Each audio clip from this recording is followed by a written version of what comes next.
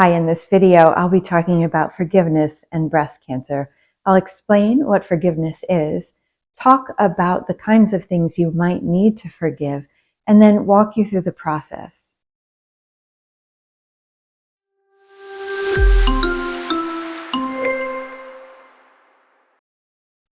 Forgiveness is a pretty complicated concept, and it's really misunderstood. The way I define forgiveness is in two ways. The first is that forgiveness is giving up all hope of a better past.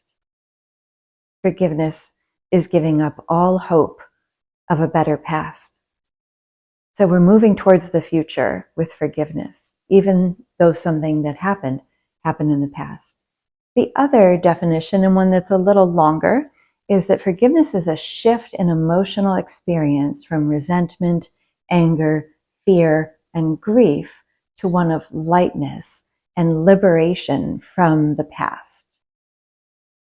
You've been diagnosed with breast cancer, or someone you love has been diagnosed with breast cancer. What kinds of things might you need to forgive? Well, the thing I've heard most often is people feel betrayed by their own bodies. They've done everything right. They've taken good care of themselves. They've quit smoking, or maybe they're still smoking, but they feel they've done everything right.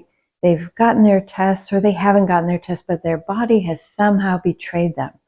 If you think about it, cancer is a sort of a metaphor for things gone wrong. Normal cell processes go awry and cancer cells proliferate. So there's a forgiveness of yourself and your own body for things not going the way you think they should. If you think you contributed to your breast cancer, and lots of people do, you may need to forgive yourself for things you've done in the past. I have had people feel that they caused their breast cancer by being angry towards a parent.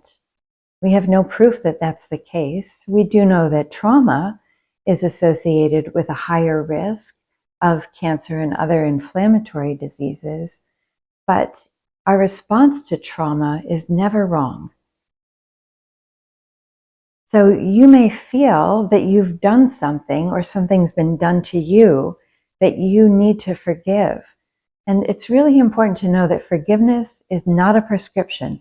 It's an invitation. I happen to be a forgiveness coach, and one of the things that I hear is, why would I forgive when they did something wrong? Remember, forgiveness is a shift in emotional experience from that hurt and resentment and anger to one where you are liberated. So what is forgiveness not? Well, forgiveness is not saying what the other person did was okay, or if you feel you've done something and violated a core value, it's not necessarily saying that what we did was okay. If we're talking about self-forgiveness, we're saying that we're ready to heal and be free of the past. Forgiveness does not mean forgetting. In fact, I would encourage you not to forget. We learn from things that have happened to us. We want to keep ourselves safe. If we're not safe around a friend or family member or partner, former partner, other people at work, of course we want to remember. What we want to do, though, is release the pain and hurt so it's not hurting us anymore. It's been said that resentment is like swallowing poison and expecting the rat to die.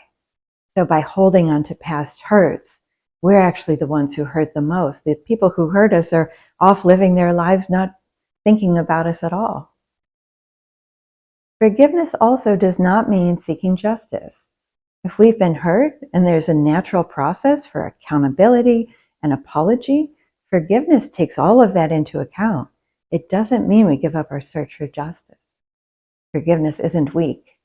It's actually been called a weapon because it's so powerful. Nelson Mandela called forgiveness a powerful weapon, again, because it frees us. And it takes us away from the person who hurt us and makes us free from them, so we're not holding that inside of us. So we've talked about what forgiveness is and what it's not. We've talked about self-forgiveness and forgiving our own bodies. What else might you need to forgive? Well, you might need to forgive the person who didn't diagnose your cancer. They thought it was a cyst, or they didn't order a mammogram because you're, quote, too young, or they blew off your symptoms, or somebody said, don't worry about it.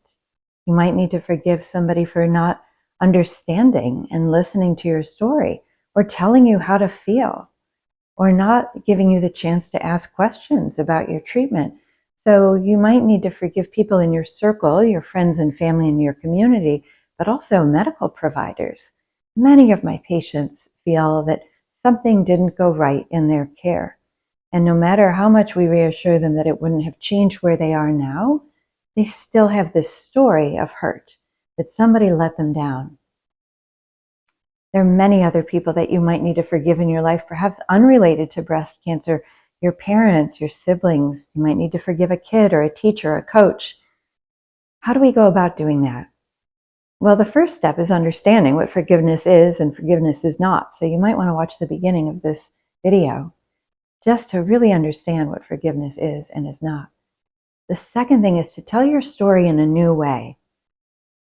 If somebody has hurt you in many ways, I recommend that you break down the hurts into one thing at a time, almost like beads on a necklace. Pick the one thing that stands out to you that perhaps your mother did, or your ex-husband, or a doctor did, and just write the facts. I want you to think about this as just the facts. Take away emotion words, take away judgment words, take away betrayal. Just write the facts out. And that helps us detach from the story a little bit. There are many books about forgiveness, and nearly every single one talks about telling your story. And I really think of this as telling your story in a new way. It's very likely you've told your story over and over and over again, and it hasn't helped. Telling it in a detached way, without the judgment or emotion, can be very helpful. What happened first? Then what happened? What did they say? What did you say? What did they not say? What did you not say? Write the whole story out. This can be really hard. It can bring up a lot of emotions. And in fact, the next step is to tap into your emotional life. We've talked about emotions a lot on this channel. But if you felt anger and you're really angry, it's also possible you haven't felt grief. If you felt grief, perhaps you haven't felt anger. Perhaps you haven't felt fear, or you felt fear but haven't been willing to give voice to that. You might feel disgust with the other person's behavior, or with your own self, or with your own body. Find those feelings. Don't just do the mad, happy, sad, glad, scared, disgusted, but really get detailed. Betrayed, abandoned, lonely, furious, powerless. What feelings are you feeling? You've written your story out in a detached way. Now write how you feel about that. The next step might sound kind of funny. The next step is actually to start building a reservoir of positive emotions. This is not the same as positive thinking. Positive thinking is actually sort of a myth. If you're doing great, it's because of your positive thinking. But if you're struggling, it's not because you had the wrong attitude. Positive emotions are emotions like love and awe, gratitude, hope, inspiration, curiosity, and amusement. And these are ones we have to cultivate. I think of positive emotions like a reservoir of water that contains energy. And we've talked on other videos about growing gratitude, growing amusement and awe, different ways of building up really your reserve of positive emotions. That's something you can start and do at any point, even if you are in no way ready to forgive. And remember, forgiveness is not a prescription, it's an invitation, and you can't rush it because it's a shift in emotional experience. We can't do that just with our head. Okay, so we've talked about understanding what forgiveness is and is not, telling your story in a detached way, really feeling your emotions, growing a reservoir of positive emotions. The next step is to develop empathy. Empathy for yourself, and I would invite you to grow empathy for the person or people who hurt you. Empathy for yourself. It's so important that we be able to validate our own feelings and to say that was really hard. If you find that you're telling your story over and over and you need to hear this from other people, you're not getting enough from other people, it may be because you haven't truly empathized with yourself. And you might find talking to yourself in a new way is helpful. Instead of, what's wrong with me? I'm such a loser, or I'm so weak. These are things people think. We all have these thoughts. Instead, to say, oh, sweetheart, this is really hard. Or whatever term of endearment you use, talk to yourself that way, and you may find that the tears flow. That's part of the healing.